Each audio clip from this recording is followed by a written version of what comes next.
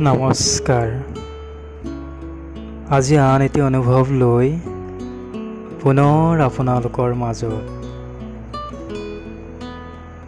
আচলতে প্ৰেমৰ প্ৰতিটো শব্দই অমৰ, সেয়া আপোনাৰেই হওক বা আনজনৰ, সেয়া আজিৰেই হওক বা অতীতৰ, তাৰেই গাঁথনিৰে আজিৰ এই অনুভৱ।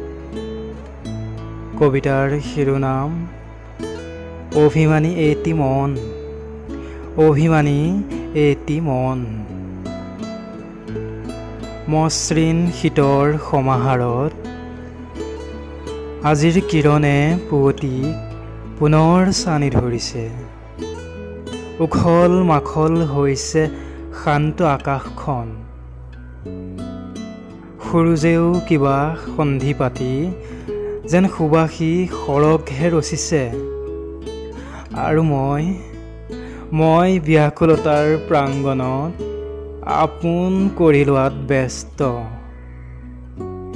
কি যে সমীৰণ, অভিমানী এই কিৰণ। এয়াই নহয়নে জীৱনৰ সৌন্দৰ্য? সেমেকা গধূলি নহালৈকে তুমি যে কৰি থাকা এই লুকা-ভাকু। কেতিয়াবা আহঁত জোপাৰ আঁৰ লৈ, আৰু কেতিয়াবা দেৱদাৰু জোপাক সাক্ষী কৰি মোক বাৰুকৈ উত্ৰাৱল কৰি তোলা।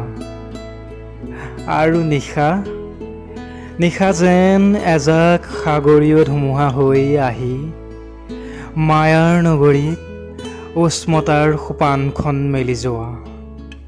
হয়তো সেইবাবেই নিশা যিমান গভীৰ হয়, সিমানেই অন্ত হয় অপেক্ষাৰো অভিমানী কিৰণলৈ। ধন্যবাদ।